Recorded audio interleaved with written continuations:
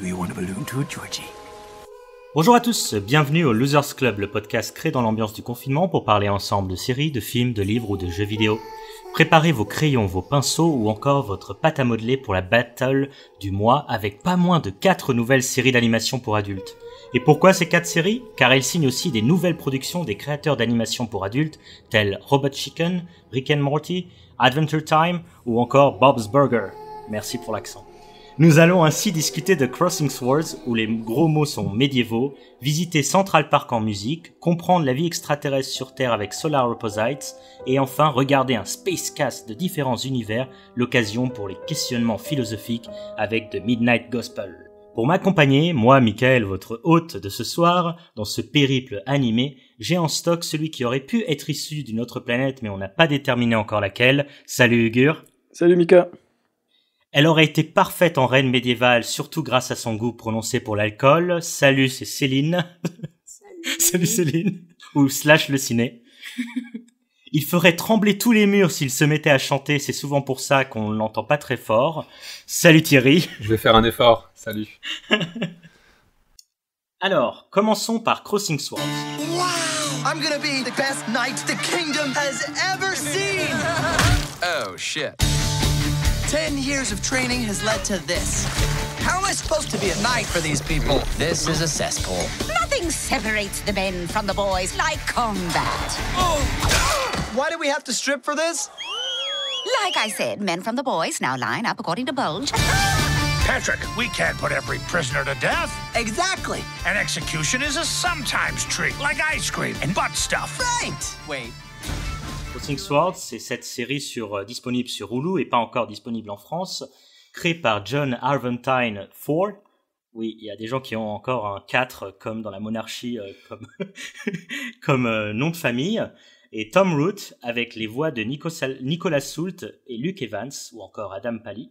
Cette série créée par les créateurs de Robot Kitchen présente un univers médiéval où on suit le jeune Patrick qui veut devenir écuyer du roi.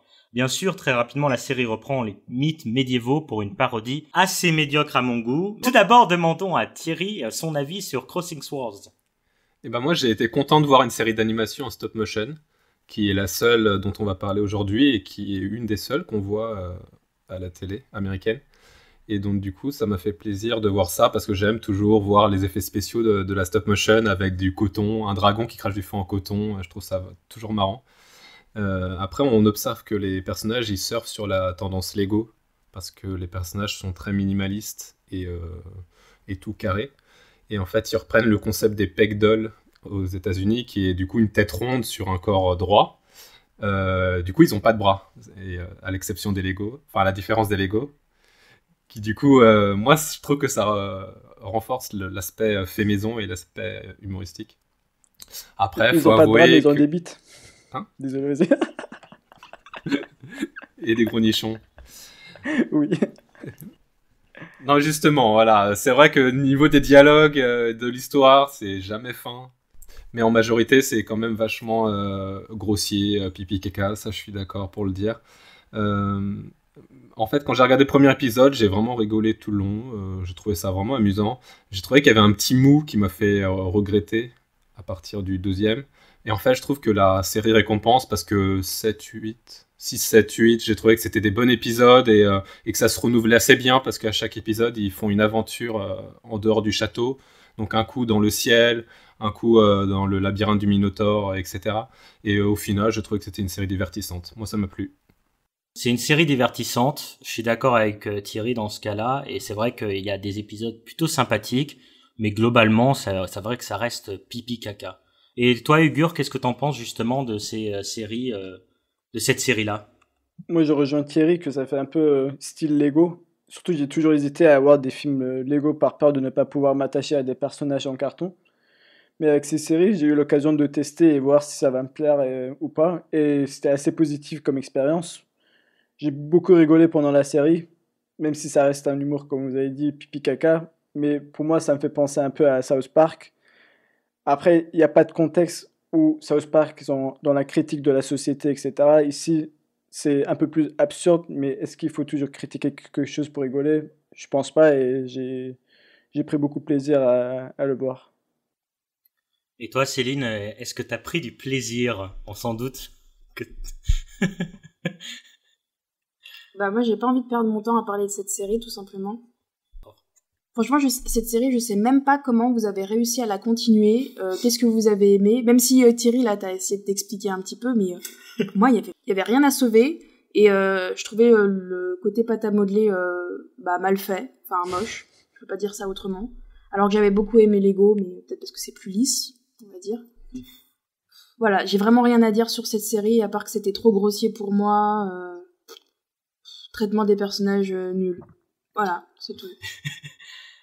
Moi, c'est vrai que je vais revenir, mais je suis un peu entre les deux du coup. C'est vrai que le commencement, c'est vrai que ça m'a pas fait rire. Au bout d'un moment, on s'y habitue à l'humour et à l'univers, mais c'est un peu perturbant. Il faut pas le nier. Ouais. Mais pourtant, c'est divertissant. On s'ennuie pas trop. Il y a vraiment des petites trouvailles qui m'ont fait rire à ce moment-là où il y a à chaque fois qu'apparaît un assassin, ça fait assassin. Voilà, ça m'a fait rire. Ok. Ça c'était drôle. Qui peuvent être drôles. Voilà. Mais le reste du temps, je roulais tellement des yeux, ça devenait bruyant, quoi. Après, c'est vrai que c'est très sexuel et je pense qu'ils ont été un peu trop loin dans le sexuel avec des petits jouets d'animation. Ça, parfois, c'est vraiment proche du mauvais goût. Le titre juste Snow Job. Voilà, bon, hein, c'est pas anodin que ça s'appelle Snow Job. Bon, c'est vraiment. Mais après, ils sont dans l'absurdité. Et ils ont réussi leur coup, je trouve. Ouais, je sais pas. Après, je suis pas un grand fan parce que du coup, j'ai regardé Robot Chicken avant. C'était nul, ça aussi. Et ça aussi, c'est le même genre d'humour. Donc, nul. Ils ont vraiment utilisé le même genre d'humour pour faire ça. Mais c'est Robot Chicken, donc pour le principe, c'est de prendre cette fois des vrais personnages, donc des Transformers, des Power Rangers, donc des poupées aussi. Des vrais personnages fictifs. C'est-à-dire pas inventés du coup. Des parodies de personnages. Des parodies de personnages du coup qui prennent en stop motion et qui font vraiment dans des situations un peu loufoques, dans le même style. Et un des épisodes que j'avais vu, c'était Transformers qui avait le cancer de la prostate. Donc voilà, ça reste le même genre d'humour.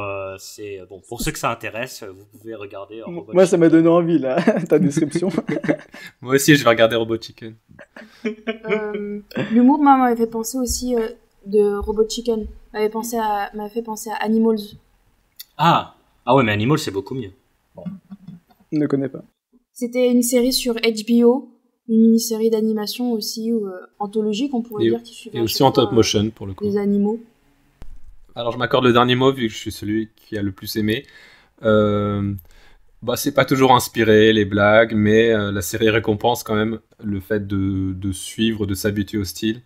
Et du coup, je vous encourage à jeter un coup d'œil. Assassin.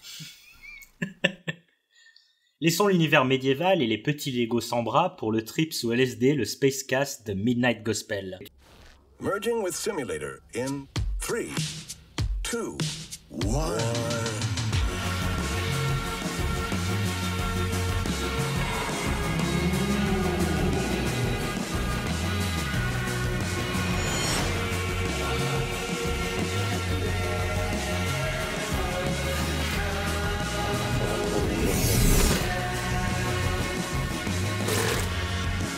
Aloha. Which universe will you choose today? My name's Clancy. Clancy! Could I interview you for my Spacecast? Are you worried because it seems like we're all about to die? Is that a yes? What does death look like to you? Une série créée par Duncan Trussell et Pendleton Ward, créateurs de Adventure Time, avec les voix de Phil Hendrie Duncan Trussell. C'est une adaptation de vraies interviews du podcast de Duncan Trussell à Family Hour. Du coup, pas vraiment d'histoire résumée, des épisodes où on a interview avec plusieurs sujets qui sont abordés. Et donc, qu'est-ce que tu as pensé de ce trip sous LSD? Toi, grand fan de LSD, je suis sûr. Oui, of course. En vrai, c'était ma série favorite. Tout d'abord, surtout c'était la dernière que j'ai vue, parce que son affiche et son titre ne m'ont pas donné envie du tout. Même la bande-annonce, ça m'a pas attiré. Surtout quand j'ai commencé, c'était super étrange. Tout est trop, on comprend rien. Mais une fois qu'on comprend le style et qu'on rentre dans le jeu, là, ça devient fou. Je pense que c'est comme une fois que tu t'habitues à un truc, ça devient plus marrant et t'es plus dans le délire. Surtout, c'est pas une série à binge-watcher, donc j'ai pris du temps à le regarder. En fait, il faut regarder un épisode comme on écouterait un podcast, c'est-à-dire il faut se poser, écouter et se laisser emporter par le flow. De toute façon, à partir d'un certain moment, je regardais la série les yeux fermés pour mieux me focaliser sur la discussion entre les personnages. Et j'adore le fait qu'ils parlent de trucs importants sans contexte. Par exemple, ils parlaient de la légalisation de la drogue avec le président, par exemple dans l'épisode 1. Et tandis que les dessins sont très perturbants et semblent être indépendants de la narration, comme l'attaque des zombies pendant la discussion de la légalisation de la drogue.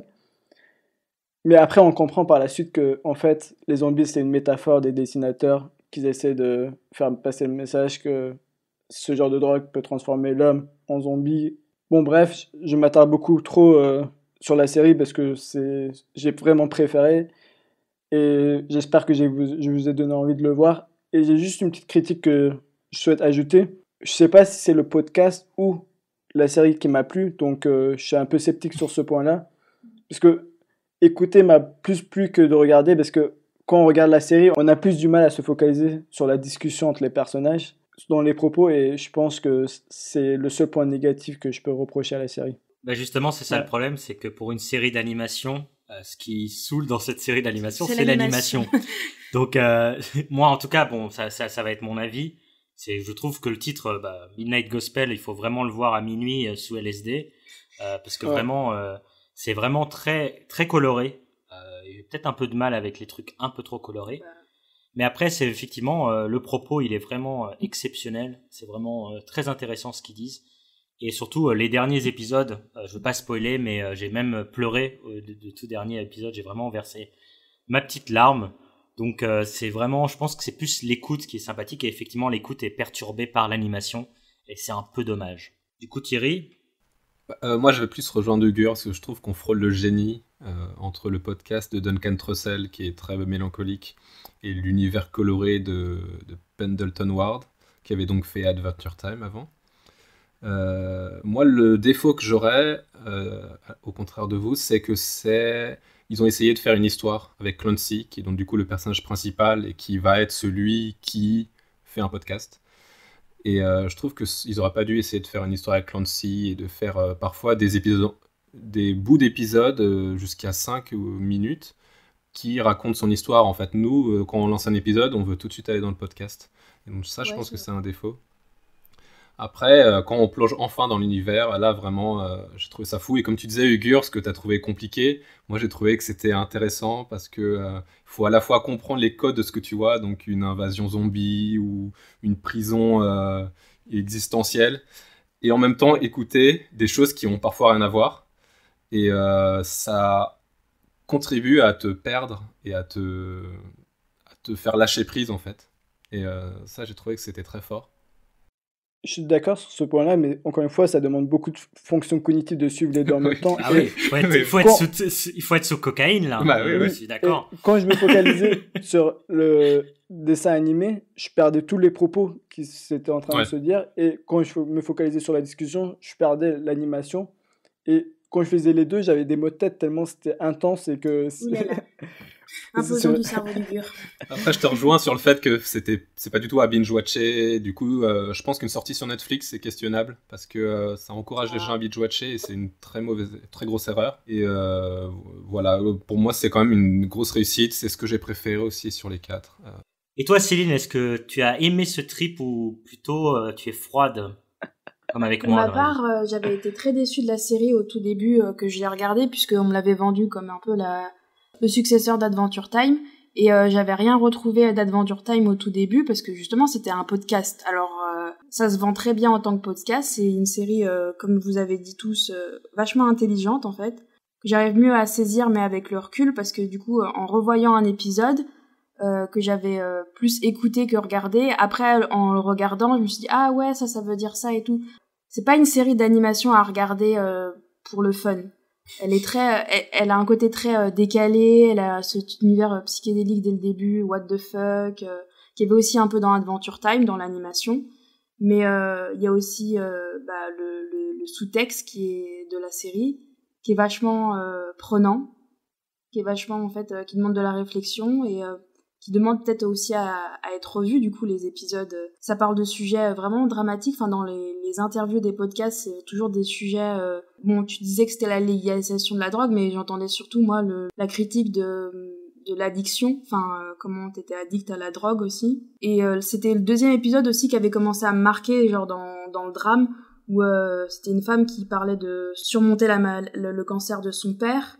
Enfin, il y a des sujets comme faire face au deuil... à l'addiction, qui sont vraiment profonds. Faire face à la solitude aussi, moi je me suis bien reconnue là-dedans. On essaye de nous faire passer la pilule avec du coup de l'animation, parce que je pense qu'il y a que sous forme d'animation qu'on pourrait se permettre ce genre de choses. Et du coup c'était une série que j'ai pas fini encore, mais vous m'avez donné envie de la continuer, parce que j'avoue que j'étais pas trop d'humeur non plus. Je pense que c'était pas non plus la série à regarder pour se détendre, forcément. Et on met du temps à rentrer dans l'histoire de Clancy. Je trouve que c'est ça aussi le problème de la série, c'est qu'il y a le côté podcast qui est super intelligent, mais pas forcément utile d'avoir adapté en série. En fait, je me dis, j'aurais juste voulu écouter les interviews. Et puis après, t'as l'histoire de Clancy, qui est lui-même un personnage perdu, qui essaye de fuir la réalité en interviewant d'autres gens. En fait, il se sert des histoires d'autres gens pour fuir ses propres problèmes. Et ça aussi, c'était un truc que j'avais vachement identifié, du coup. Hein. Ouais. Et voilà. Ouais, il faut vraiment voir du coup la série jusqu'à la fin, parce qu'il y a vraiment une question là-dessus. Ouais, mais je rejoins Céline sur la question de l'utilité de faire une série d'animation, parce que comme tu dis, ils pouvaient juste faire raccourcir le podcast et nous le servir en tant que podcast. Il existe le podcast, hein, du coup. Si tu veux l'écouter, oui. Il existe, il y a des centaines d'épisodes. Donc je pense qu'il y a eu un gros travail pour garder 8 épisodes. Et pour en faire une histoire aussi, parce qu'il faut que ça soit un peu plausible avec l'animation. Oui. Après, peut-être que nous aussi, on devrait s'y mettre. Une série d'animation pour le podcast. J'ai juste une autre question. C'est quoi le sort de vagin pour le simulateur quand il met la tête? J'ai eu trop du mal. Ça m'a beaucoup perturbé pendant toute la... Je voyais la création. La création, la mère... C'est d'où on est tous sortis d'un vagin. Pour une simulation, ok. C'est vrai que ça fait une bonne porte. Une porte dans laquelle il met que sa tête dedans. Ouais. Ok. Donc quittons la philosophie et la méditation métaphysique de Midnight Gospel, disponible sur Netflix, pour la musique avec cette comédie musicale Central Park. Hello, everybody.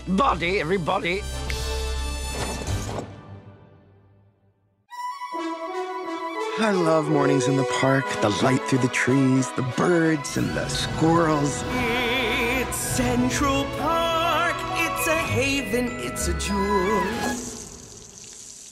Sir, do not beat up a statue. I love Hot Lips Turtlehead Day.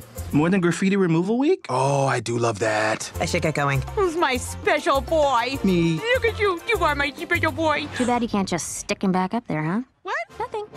Série disponible sur Apple TV aux États-Unis et sur Canal+ en France, de Lauren Bouchard, Josh Gad et Nora Smith, qui sont aussi certains des créateurs de Bob's Burger, avec la voix de Kristen Bell, Titus Burgess, David Diggs, Josh Gad, Catherine Hahn, beaucoup d'acteurs.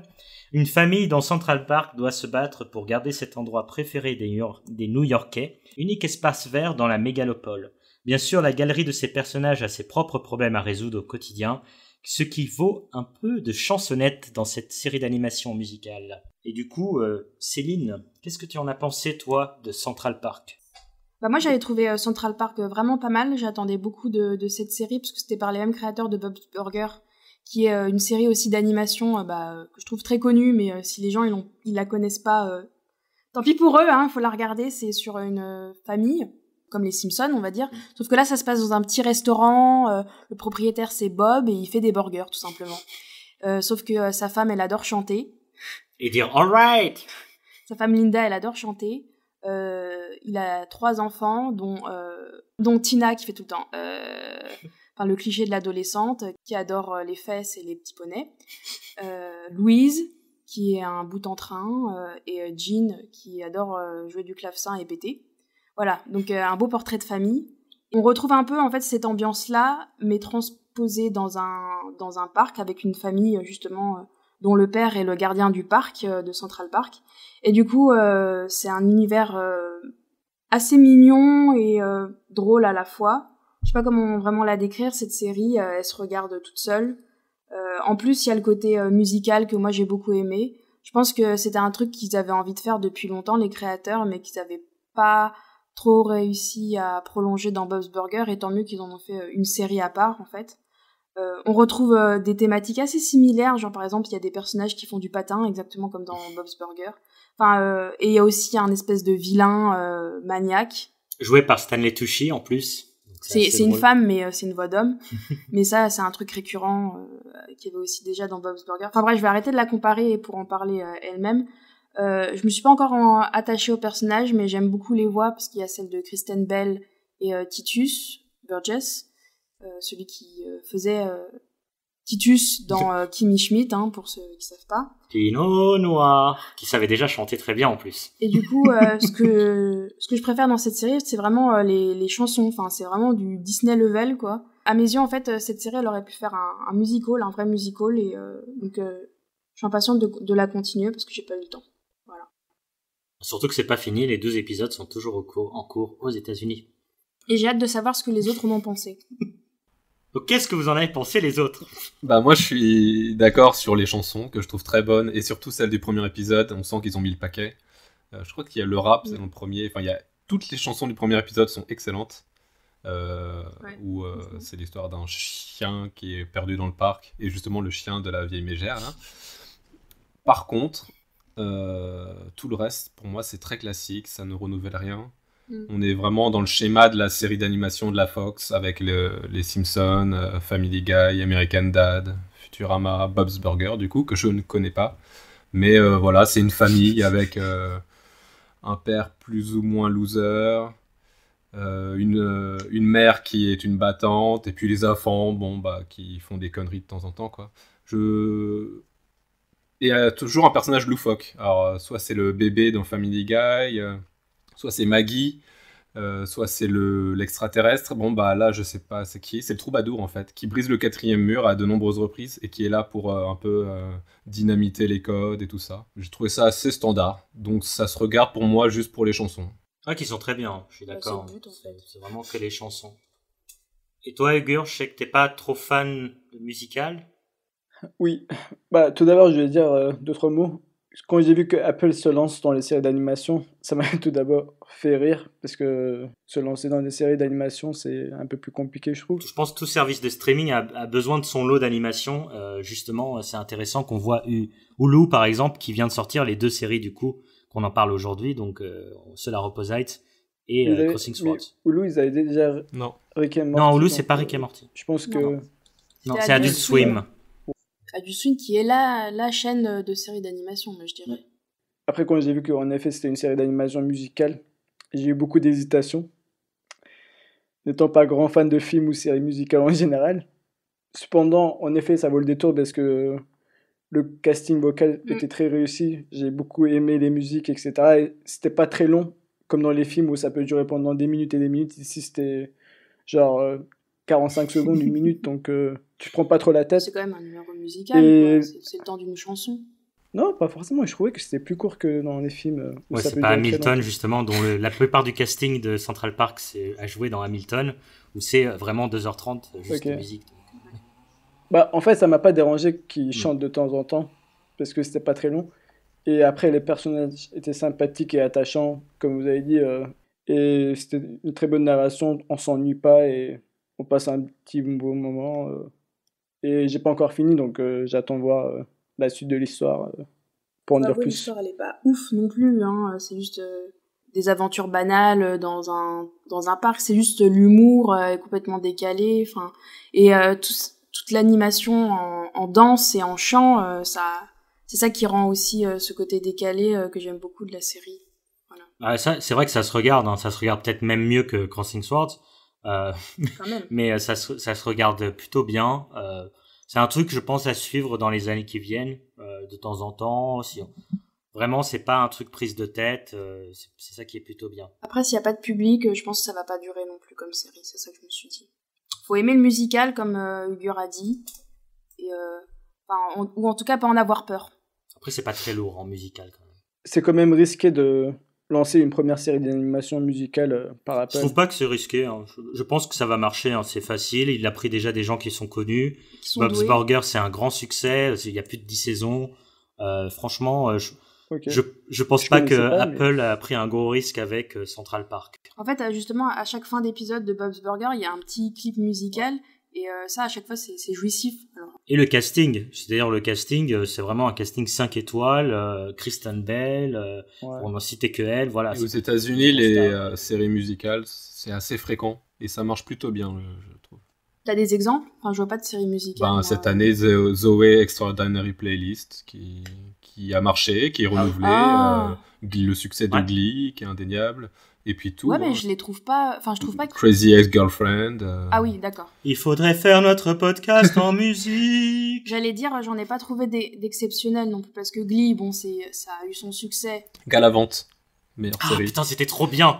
Ah, refaites Galavante, s'il vous plaît. Refaites Galavante. Ah, j'adore Galavante. C'est vrai que Crazy Ex-Girlfriend, c'était cool. Ouais, c'était bien aussi, Crazy Ex-Girlfriend. Mais elles sont toutes différentes, en fait. On parle de musical, mais j'ai pas aimé Zoé Playlist, là. Ah ouais, c'était bien. C'était bien. Elle était chiante. C'était bien là, au bout du 6e épisode, c'est ça encore ? Ça parlait de tout et de rien à la fois. Moi. Après les tirades musicales de nos héros de Central Park disponibles sur Canal+, observons de plus près une famille d'extraterrestres avec le déjanté Solar Opposites, ou Opposites, si vous êtes français. These genius aliens are smarter than any man. Who knows what game of chess they're playing with us?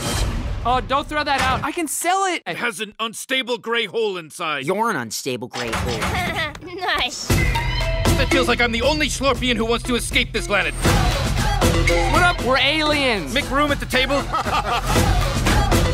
You know, Terry, everyone in the neighborhood hates us. You boys want some peanut butter cookies? Oh, she's threatening us. Solar Opposites est une série sur Hulu qui n'est pas encore disponible en France. C'est une série créée par Mike Mahahan, j'ai du mal à prononcer son nom, et Justin Roiland, avec les voix de Justin Roiland, voix de Rick et Morty, et Thomas Middleditch. Donc ils ont pas des noms faciles, vous l'aurez compris, hein. Pour moi c'était pas facile là. Un des créateurs est celui aussi de Rick et Morty, je crois que c'est Justin Roiland. Roland. Mais tu rajoutes des lettres. On suit ainsi une famille d'aliens tout juste arrivés sur Terre qui ne comprennent rien aux humains et qui les méprisent totalement. Du coup, alors je vais donner mon avis pour une fois en premier. Eh bien, on ne pensait pas que les créateurs de Rick et Morty pouvaient se renouveler. C'est le cas. C'est le cas. C'est les mêmes histoires avec des extraterrestres cette fois. Bon, il y avait déjà des extraterrestres avant, mais on renouvelle ça, mais de l'autre côté.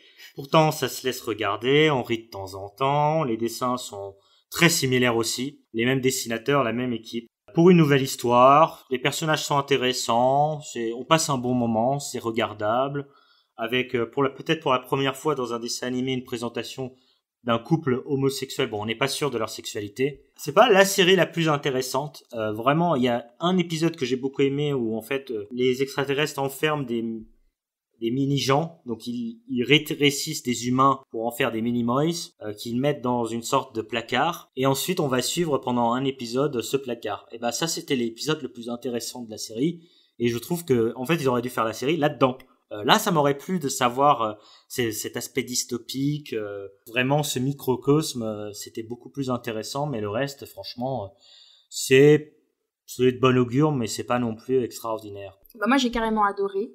C'était vraiment ma série préférée dans le lot, parce que justement j'ai tout retrouvé de Rick et Morty. Il faudrait peut-être la catégoriser un peu comme spin-off de Rick et Morty, parce que je suis sûre ils pourraient en faire un espèce de crossover, tu vois, où ils rentrent dans... Enfin, en fait j'ai bien aimé de suivre le parcours de cette famille d'extraterrestres, donc en fait qui connaît rien des coutumes humaines si tu veux, et du coup ça sert de critique de comment on vit en tant qu'humain, surtout les Américains.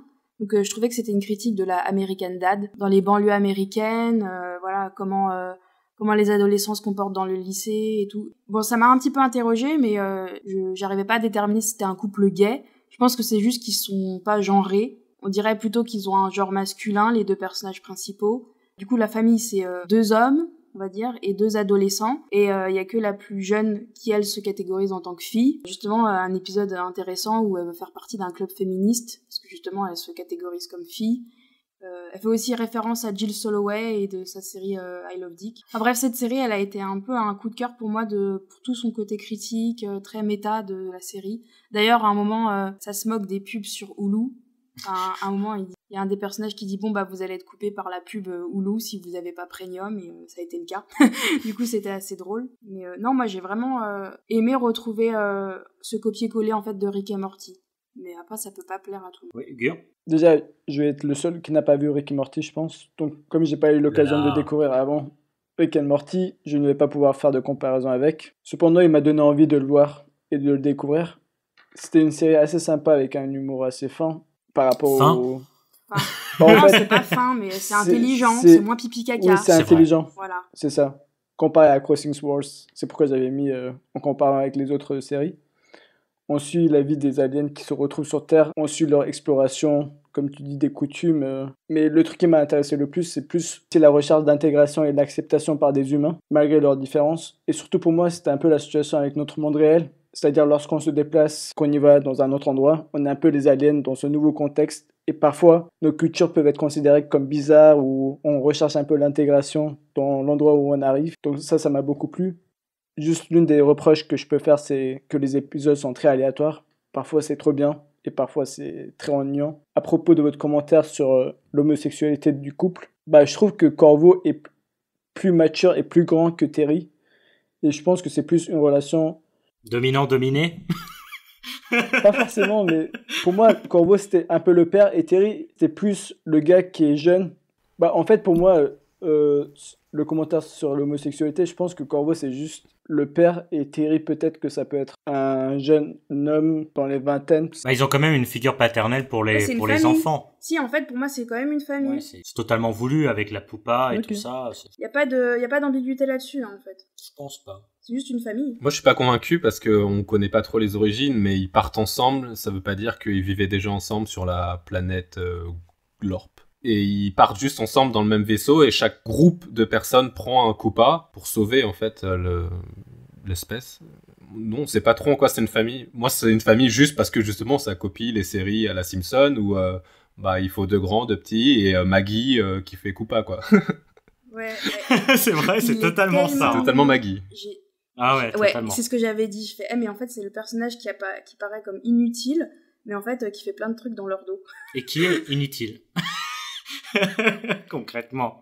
J'adore dès qu'il est là. En plus, tu le vois toujours dans un coin de l'image à faire des conneries ou à faire un truc en bisbille. Et toi, Thierry, du coup, ça t'a plu ou t'es entre deux? Moi, je trouve que c'est Rick et Morty en moins bien, c'est-à-dire en... moins drôle. Sans question existentielle, sans réflexion sur ce que vaut l'humain, sur la solitude, sur la paternité, sur la famille. Je trouve qu'il n'y a aucune de ces réflexions. Je sais pas de quoi ça parle en fait. Je sais pas si ça parle de l'adaptation comme vous dites. Moi je suis content si vous avez trouvé ça dans la série, mais moi je l'ai pas trouvé. Parce qu'ils interagissent pas avec les voisins de leur quartier, ils sont juste à l'école ou alors ils partent dans une autre aventure ailleurs. Il y a une fois, il y a un voisin avec la Man Cave, mais... Oui, c'était drôle ça. Mais non, mais te rappelles pas l'épisode où il veut... L'épisode 2 où ils essaient essayent avec les voisins là. Ouais, mais pour moi, c'est une arnaque, en fait. Non, pas forcément. Ils essaient d'être aimés, d'être utiles, tu sais, en mode... À leur manière. Ouais, à leur manière. Et pourquoi ? Il y a aussi l'épisode, je crois que c'est le 1, directement, avec les enfants qui disent « Oui, vous nous aimez pas parce qu'on est des aliens à l'école. » Mais pour moi, c'est une arnaque, tout ça. C'est pas un vrai propos. Oui, il y a ça aussi. Il y a beaucoup là-dessus. Il y avait un peu le propos comme si t'avais une famille afro-américaine qui débarquait dans un quartier blanc, quoi. Oui, mais dans ce cas-là, ça voudrait dire que les Noirs américains, c'est des aliens. C'est pas ouf, hein. C'est une métaphore. Justement, la métaphore, moi, elle fait un peu peur, en fait. Je serais plus de l'avis de Thierry où, vraiment, c'est un peu, voilà, les aliens arrivent et ils enlèvent des humains, ils tuent des humains, c'est ce que t'allais dire. Pour moi, c'est pas forcément noir ou blanc, c'est plus, même nous, autant que blancs, par exemple, si tu viens de France aux États-Unis, non, mais quand on vient de France aux États-Unis, on est un peu des aliens, genre des étrangers. De toute façon, c'est le mot. C'est le mot oui, c'est le mot. Alien, mais... Aux États-Unis, donc on a un peu du mal à se faire comprendre parce qu'on a une culture différente, on a du mal à comprendre les gens qui vivent autour de nous, mais c'est juste une période d'intégration, on ne sait pas qu'est-ce qui va se passer dans la saison 2, mais peut-être que ça va être une autre phase d'intégration, et pour moi c'était juste une métaphore, pas forcément noir-blanc, mais plus dans notre monde réel avec différentes cultures. Je sais pas, moi je trouve pas les extraterrestres très likeable. Bah justement, moi je trouve qu'ils se posent pas trop de questions. Les enfants, ils comprennent à peu près que ce qu'ils font c'est mal, mais ils continuent à rétrécir des gens et les mettre dans leur mur. Les parents, ils continuent à tuer 15 humains par épisode. Je trouve pas qu'il y ait une remise en question. Donc après, juste pour finir rapidement, moi je trouve que c'est une bonne idée d'avoir laissé qu'une seule voix à Justin Roiland, qui faisait avant Rick, Morty et plein de personnages secondaires. Ouais. Là, il fait juste Corvo, ce qui est du coup dérangeant parce qu'on dirait Rick, mais et c'est l'alter ego de Rick, c'est l'inventeur, c'est le connard. Sans les mais il y aura un peu moins. Ouais. Mais au moins, c'est bien d'avoir Thomas Middleditch qui fait Terry, que j'aime bien en plus. Acteur de Silicon Valley, justement, pour rappel. Et donc voilà, moi ce que j'avais noté, c'est que du coup, Dan Harmon n'est pas de la partie, et Dan Harmon, pour moi, c'est le génie de Rick et Morty. C'est celui qui a créé Community, c'est lui qui fait les meilleurs épisodes. Et là, on a l'impression que c'est l'autre, Justin Roiland, qui est à peu près dans un spin-off, comme Céline a dit, je suis d'accord. C'est pas exclu qu'il nous fasse un crossover, maintenant que tu le dis. Franchement, c'est possible. Mais bon, malgré mon avis qui a l'air un peu négatif, je trouve que finalement, c'est assez divertissant. Et je trouve même que dans l'ensemble, c'est mieux tenu et moins foutraque que des épisodes de Rick et Morty de la saison 3 et 4 que je commence à vraiment moins aimer qu'avant. Et je trouve que du coup, ça se situerait entre les moins bons épisodes de Rick et Morty et les meilleurs. Donc voilà, c'est un peu Rick et Morty, mais en version bêta. En aseptisé, quoi. Donc voilà. À suivre. Bon, du coup, vous aurez compris, il y a plutôt pas mal de séries à voir. Là, on a fait une présentation de 4 séries. The Midnight Gospel, disponible sur Netflix. Crossing Swords, pas encore disponible. Et Central Park, disponible sur Apple TV. Et enfin, Solar Opposites, bientôt en France, on espère. Maintenant, je vais vous poser une question. Est-ce que vous êtes des grands consommateurs de séries, d'animation ou pas ? Moi, je consomme beaucoup d'animation, plutôt des films et plutôt de l'européen. Ou du japonais, mais on va pas parler des animés ici parce que c'est pas très proche. Mais en tout cas, j'ai regardé pas mal de séries d'animation américaines aussi. Et la sélection là est intéressante parce que je trouve qu'il y a 2 séries qui restent dans les standards avec les gros yeux en bille, là, les gros yeux blancs des Simpsons. Donc pour moi, c'est Solar Opposites et Central Park. Tandis qu'on a une série du coup par le créateur d'Adventure Time qui reste bien dans son style, c'est rafraîchissant et une série en stop motion, comme j'ai dit, j'aime bien. Donc voilà, et je trouve que les Américains ils sont pas encore tombés dans le numérique et ça je trouve ça agréable pour les yeux. Et justement, je voulais dire un truc à propos de ça, c'est qu'avant j'ai l'impression que les séries étaient sur la Fox ou sur Adult Swim. J'ai pas l'impression que les autres chaînes prenaient des risques en créant... alors HBO créait, mais des choses un peu différentes et vraiment très underground, quoi, comme Animals. Et là, j'ai l'impression que tous les services qui se lancent cherchent une porte d'entrée. Et à chaque fois, en allant chercher un mec qui a déjà créé. Ouais, c'est vrai. Parce que là, les 4 séries dont on a parlé, c'est des créateurs avant. Ouais. Et en fait, c'est étonnant parce qu'avant, c'était plus rare. Et maintenant, ça devient très commun. L'animation. Ouais, depuis quelques temps, Netflix sort aussi des séries d'animation pour adultes. Police PD qui est horrible, ou Big Mouth qui est adulte, mais teenager plutôt. I Love Robots. I Love Robots. Ah ouais, non, mais ça c'était... Un peu ça différent, c'est vraiment très différent. C'est de la série pour adultes, mais vraiment bien. Ah oui. Non, ça c'était vrai, c'est bien. Ouais, mais c'était différent. Mais ça reste... c'est pas de la comédie, voilà. Là, c'est vraiment, on parle plus de comédie... genre Archer. Ouais, Archer, c'était FX. Mais c'est vrai que, ouais... Les sites de streaming commencent à se mettre dans la série d'animation pour adultes, c'est-à-dire qu'il y a un public à aller chercher que jusque-là... Ouais, je suis d'accord aussi avec Thierry sur ce point-là, surtout avant, comme il disait, il n'y avait pas suffisamment d'offres, alors que les plateformes de streaming sont venues étouffer un peu ce qu'on a de disponible.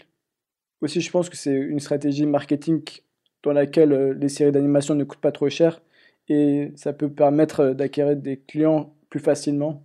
Ouais, après, c'est pas de l'animation très perfectionnée. Oui, c'est vrai. Si les plateformes continuent dans cette stratégie, je pense que dans le futur, on va avoir de plus en plus d'offres de séries d'animation et que ça va être peut-être l'opportunité pour des nouveaux créateurs de se faire connaître et de ne pas rester sur ceux qu'on connaît déjà et d'avoir des trucs plus intéressants à voir. Même justement, le nouveau venu HBO Max va sortir sa série d'animation le 9 juillet, Close Enough. Ah oui, donc, ça m'intéresse bien. C'est vrai que tous les sites de streaming s'y mettent maintenant avec leur série d'animation chacun et sûrement partir pour plusieurs saisons à chaque fois, quoi. Et sinon, dans la consommation, Céline, est-ce que tu consommes pas mal de séries ou pas? Moi, j'ai toujours été consommatrice de ce genre de séries d'animation pour adultes. Enfin, l'animation, c'est pas que pour les enfants, et j'ai toujours adoré ce côté fable un petit peu. J'ai toujours regardé des séries comme Adventure Time, Bob's Burger. Bon, maintenant, ça a beaucoup de saisons, alors à binge-watcher, ce sera un petit peu long peut-être. J'ai toujours aimé ce genre de série pour le côté décalé, qu'on prend pas forcément au sérieux, et puis derrière ça parle de sujets souvent très sérieux. Adventure Time, je sais que j'avais déjà pleuré devant des épisodes. Pour ça m'a pas étonné pour Midnight Gospel quand tu m'as dit que t'avais pleuré à la fin. Juste moi, j'ai pas trop laissé sa chance à la série parce que ça me rappelait trop dans les dessins Adventure Time. Peut-être que le problème après de réutiliser les mêmes créateurs, ce serait le manque de renouvellement, ou là retrouver exactement la même chose de Rick et Morty dans Solar Opposites. Ça peut être un peu décevant. J'avais bien aimé aussi les mini-séries, genre moi je conseille Over the Garden Wall. En français, c'est La Forêt de l'étrange, qui est avec la voix de Elijah Wood, qui fait très conte sombre pour enfants et pour adultes, voilà. Non, plutôt pour adultes. Hein. Ça peut faire peur, on va dire. En tout cas, c'est la meilleure série d'animation que j'ai vue jusque-là. Ça donne envie, en tout cas. Over the Garden Wall. Et toi, Ugur, est-ce que tu es un fan invertébré des séries d'animation? Invertébré. À chaque fois, tu confonds. C'est invétéré. Alors, tu es un lézard. C'est ma marque de fabrique. D'accord. Je dis tout le temps ça. C'est comme il dit embrouiller le papier, hein, il dit pas voilà. emballer. J'embrouille le papier. Voilà. Et il gaspille l'argent. Et je gaspille l'argent, très bien. Oui, c'est gaspiller l'argent. Il y a quoi d'autre comme expression pour l'argent? Non, mais même acheter, voilà, même acheter, il va dire, t'as gaspillé combien?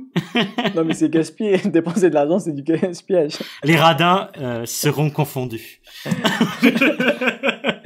En tout cas, en turco, c'est comme ça qu'on dit, mais bon. Bref, revenons sur ma consommation de séries d'animation. Avant, j'étais un ancien fan de séries d'animation. Je passais beaucoup de temps durant mes études, vu que j'avais rien d'autre à faire, à suivre South Park, Les Simpsons, Futurama et autres. Genre pendant le master, on n'avait rien à faire. Mais avec le travail, j'ai moins le temps de découvrir les nouvelles séries d'animation, et ce podcast m'a vraiment redonné envie de me replonger et passer plus de temps dans ce genre-là. Et comme j'avais dit précédemment, avec les plateformes de streaming, nous avons plus de choix, donc c'est cool parce que on n'a pas qu'un format, on a plusieurs formats et on peut se permettre de découvrir différents styles. Pour cette fin d'émission, je vous laisse à tous un dernier conseil. Alors Céline a déjà un peu donné le sien, mais peut-être elle en a encore d'autres sous le tapis. Un dernier conseil de série d'animation que pour nos auditeurs, s'ils veulent en savoir plus ou en voir plus. Moi, j'avoue que je suis pas un grand fan de séries d'animation, donc j'aurais pas grand-chose à citer. Moi, je triche parce que j'ai un quartet gagnant. Mais du coup, comme je triche, je vais le dire très vite. Donc, j'ai Last Man, qui est normalement disponible sur Netflix, qui est français, et donc c'est cool. Et qui est lié à des BD qui sont très cool aussi. J'ai Archer, parce que c'est cool, et c'est un personnage... Bon, ok, là, je ne l'ai pas dit très vite, mais c'est un personnage à un but de lui-même. C'est une série d'espionnage, et même si beaucoup de gens n'aiment pas, je trouve qu'elle sait se renouveler en saison 5, 6, 7, et moi, j'adore. En deuxième, j'ai Rick et Morty, on a déjà cité, tout c'est très connu, c'est super. Et mon cheval de tête, c'est BoJack Horseman, qui a foutu un coup à tout le monde, parce que c'est de l'animation et ça a prouvé que ça pouvait être existentiel et infiniment triste et drôle en même temps. J'ai toujours pas pu finir la dernière saison tellement c'était déprimant. Je me suis dit non, c'est vraiment... Faut que j'attende d'être dans de meilleure humeur pour regarder ça. Et toutes tes séries, en fait, sont disponibles sur Netflix. Donc, c'est facile d'aller voir Last Man, Archer, BoJack Horseman et Rick et Morty. Et toi, le ciné, t'en avais pas d'autres? Ou Céline? Sinon, qu'est-ce que j'aurais à conseiller dans les bonnes séries qui sont pas trop connues? On m'a conseillé il y a pas longtemps Gravity Falls, mais après c'est une série Disney, alors c'est pas trop pour adultes non plus, mais j'ai commencé à la regarder, c'était sympa, merci à celui qui me l'a conseillé en tout cas. Après on m'avait aussi conseillé d'autres séries que j'ai pas eu le temps de regarder, qui pourraient peut-être être dans le même genre que les séries qu'on a déjà citées. Il y a Peepodoo and the Superfuck Friends et Vermine, donc j'ai pas encore regardé, mais on me l'a conseillé, ce serait à voir. On m'avait aussi conseillé, il y a fort longtemps, Daria. Apparemment, c'est un peu comme BoJack Horseman. Bon, voilà, je sors des titres comme ça, random, mais on m'avait conseillé, donc Bon, vous avez déjà pas mal de séries à regarder. Hein. Si vous avez rien d'autre à faire, vous avez Crossing Swords. Non. Si vous avez, si vous aimez la musique et avoir des chansons entêtantes toute la journée dans votre tête, vous avez Central Park. Si vous aimez Rick et Morty, vous allez sûrement aimer Solar Opposites. Et enfin, si vraiment ça va pas en ce moment et vous vous posez vraiment des questions les plus profondes, vous avez besoin de parler à quelqu'un, regardez Midnight Gospel et écoutez la musique. Et ça ira encore moins bien. Ne regardez pas avec un couteau à côté de vous. Et donc en conclusion, ça vous fait pas mal de séries à regarder. J'espère que ça vous a plu. Ah, et chose importante, ne regardez pas en VF, s'il vous plaît. Non, mais jamais. Ah oui, mais bon, on sait jamais. Ça dépend, hein. Les Simpsons en français, c'était bien. Ah ouais, ça va. Moi, j'ai vu Adventure Time en VF. Français. Moi, j'ai vu Adventure Time en VF, j'en ai pas honte parce que c'est aussi agréable à écouter. Les musiques, elles sont différentes aussi. Bon, c'était la fin de cette émission. Si vous êtes d'accord avec nos avis sur ces séries et vous voulez continuer à débattre avec nous, vous pouvez suivre sur Twitter et Instagram @LeLosersClub et sur Facebook à la page Le Losers Club.